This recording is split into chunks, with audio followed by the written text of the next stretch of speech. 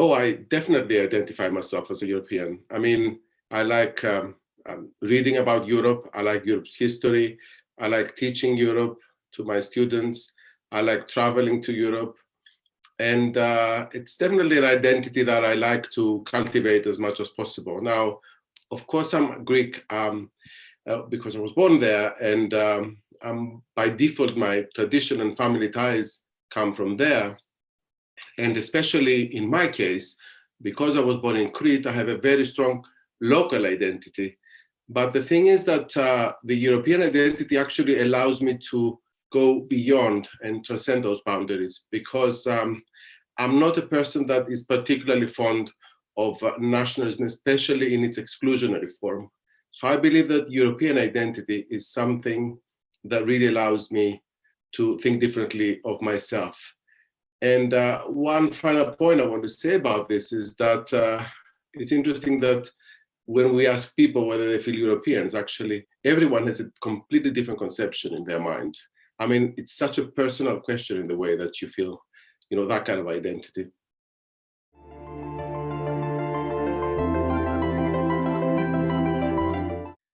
Well, I would identify three formative moments in my life. The first one was the accession of Greece in the European communities in 1981. I mean, that was a very big issue for the country, in the sense that all of us were brought up believing that Europe is the model, Europe is the norm, Europe is the place where you want to live and study and travel.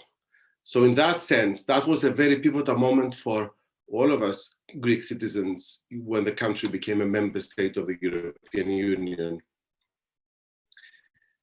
My second formative moment was paradoxically as a student in the UK during the late Thatcher years, when Thatcher was very much developing and espousing her Bruges talk, which developed us to this UK anti-European attitude. And for me, that was important because I could actually juxtapose my own kind of views vis-a-vis this more negative narrative towards the European Union. That's where I got to learn what it really meant for me as a person, as an intellectual, to be a European and how much I wanted to be one.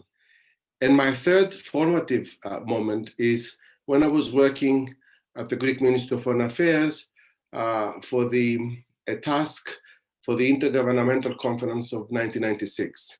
That was a very important moment for the EU itself as well, because it was actually member states were discussing the institutional changes that were to happen.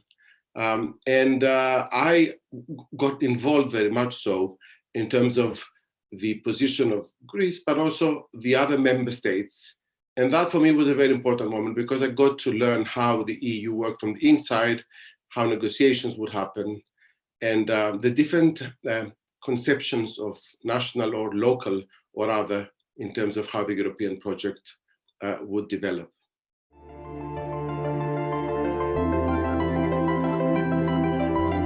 I would identify a year as the worst moment, the 2015, 2016, those 2 years actually, because that was the time that many things happened, and they were definitely from a negative side. I mean, during 2015, the near Grexit was something which was particularly negative, not only in my own mind, but I believe in many people's attitudes.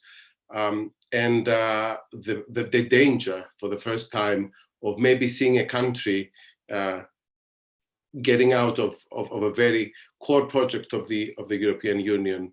Then that was followed, if you remember, and you do, of course, by the migration crisis, and how more than 1 million people that had to go through the Aegean to Europe. That was another not very pleasant situation, because then the response to this migration crisis environment, refugee rather, was also very negative. And the third that came in that 2-year period was obviously Brexit. For me, that was also very depressing in a way, because it made me think, differently about things. And I was actually very, very sorry to see that, such a small difference would actually, lead to such a major development. It also had to do with the fact that that was my country. I've been living in the UK for years, and my understanding was that this is a country that actually, contributes a lot to the European project, in one way or another. And I also felt that there was so many, mistakes that were done in terms of the responsibility of politicians as well, that it made me feel very, very disappointed about the level of political elites in this country. That was for me a very, very sad moment, maybe the saddest of them all.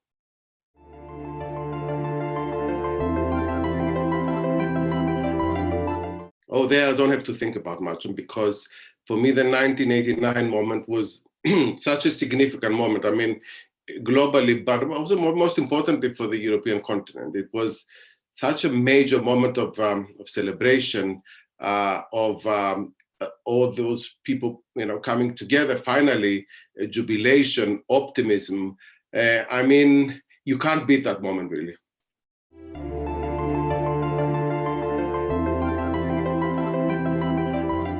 For me, I would say it's about freedom.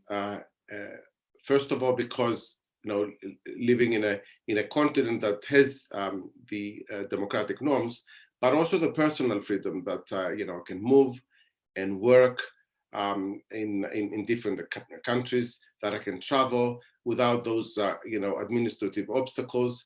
That for me is a very, very important point.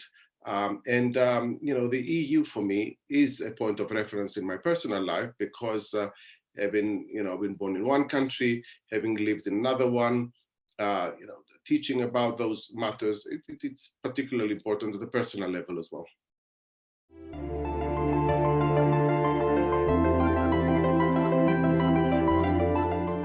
Okay, you're asking me this question at the time when the EU is a few days before exiting its transition period and categorically not being a member state of the European Union anymore. So if I had a wish, and a wish is a wish, you can wish whatever one likes, I would like by 2030 to have the UK back. I mean, I know it's the impossibility of this wish, but at the same time, I would really like for this, to happen.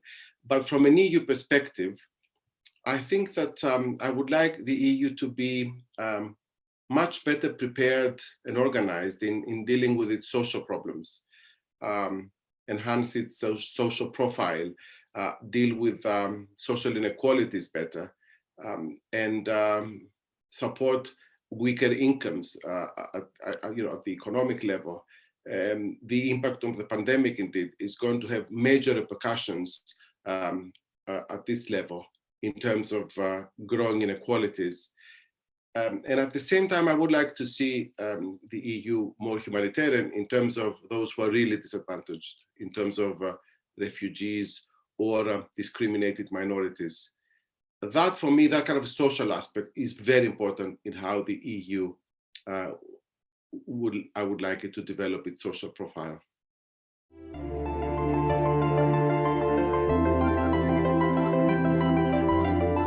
Well, 2008, 2009 was a pivotal moment for the European Union. In a way, it was the end of the age of innocence. And a lot of things changed after that. You don't need me to tell you that.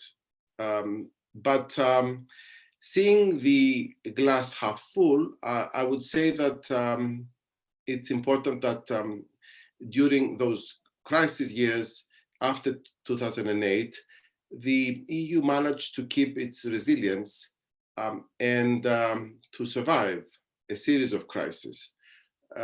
It did create a kind of, I mean, for me, the fact that there was already an environment of interdependence and a critical mass of cooperation that helped it go through the crisis. Although a lot of things changed, of course, in the way that decisions were taken and how they immediately had to react to crisis. And if we see the glass half empty, there I would say that all the problems were exposed in terms of the big inequalities that exist between countries, regions, but also social groups, social inequalities, illiberal politics. That is actually was there, but because of the years of boom and growth, we wouldn't see, but that comes basically in front of us, and it has to be addressed.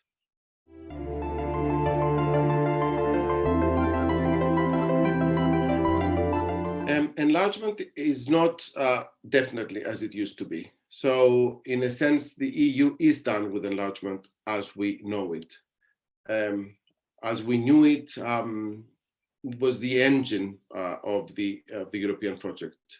I mean, it was deepening and widening, and both of them did push the engine forward.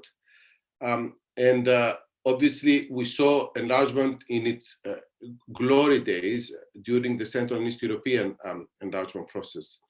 And in that sense, I believe that this is something that we cannot go back. This kind of idealism vis-a-vis the enlargement as a changer, as a transformer, is not something that is happening or has the ability to happen. So what we see now is much more about enlargement fatigue, enlargement reluctance, and mostly this kind of unfinished business, especially has to do with the area that I've been dealing with, with the Western Balkans that are not member states of the European Union. So we do see a very different kind of nature of enlargement, which is much more pragmatic, transactional, and having to deal with something that it's a leftover, basically. But that idea, for instance, that has to do with Turkey, that this country could become a member state of the European Union and change and be transformed and become more European, whatever that means, it's not something that we still have in mind, I believe, in terms of what enlargement is about.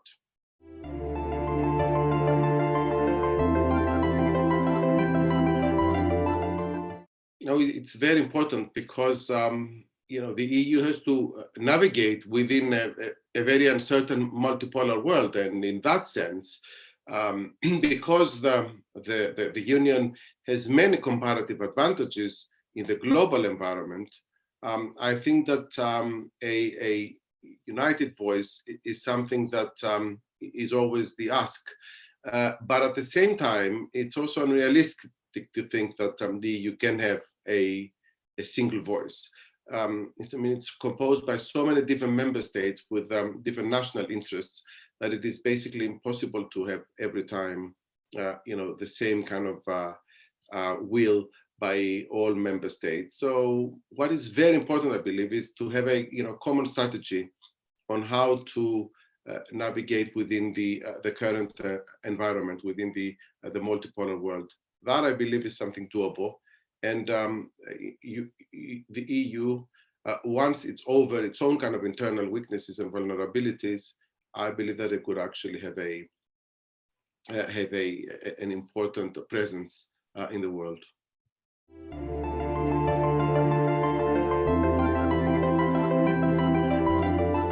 Yes, I've been following closely in my work as well the influence of Russia and Turkey, in particular in the region of Southeast Europe, because there are many historical, cultural, geographical reasons for these two countries to be present. It's interesting, of course, that now they are in the same league. Turkey before was also a country that wanted to accede to the EU, so it was part of the group of countries that wanted to become members. But now it appears more as a rival in many ways. So both of them, they have the ability to challenge things, especially in this vulnerable part of Southeastern Europe, because the EU has allowed them to, by being, non-decisive, much weaker in the way that it has an influence in that part. It actually allows for countries that have different models, more liberal, and so it is because of the reasons that the EU has allowed them to intrude and also to be much more influential in Southeastern Europe, these countries have been able to have a rather important influence in all of these countries. And that's why I believe, in connecting this with the previous point that I was saying about the foreign policy of the European Union and its image in the world, it is very, very important for the EU to actually project its own democratic ideals. My problem is that within the EU, the discussion and relationship with these countries, especially with Turkey, emphasizes geopolitics and leaves out the democratic problems, which we see more and more developing in Turkey. I mean, Turkey has become a strongly illiberal country. And in that sense, I think that the European Union should project much more its own democratic image, but also act accordingly with these countries. And not have a relationship that it's often, appears to be opportunistic, transactional, or tactical. In that sense, that is also a very strong message for the EU internally in countries like Hungary and Poland, and also the Western Balkan countries that want to become member states.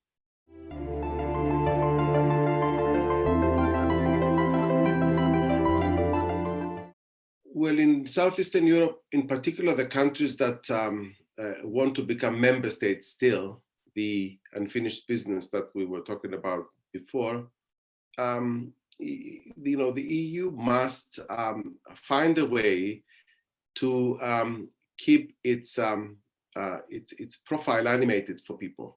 I mean, what sometimes we tend to do is to take for granted the fact that these countries, because they are weaker in the periphery, they are actually always pro-European, and that the EU is the only game in town for them. And while this is true, at the same time, those people in that region, they are disaffected by their own political environment, because the elites are quite problematic in terms of their democratic credential in most of them, and at the same time they're becoming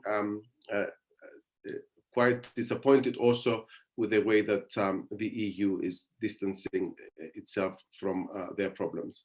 So I believe that the EU in particular, and in that region in particular, it should try to keep the interest alive for people, and they believe that it can make a difference for them.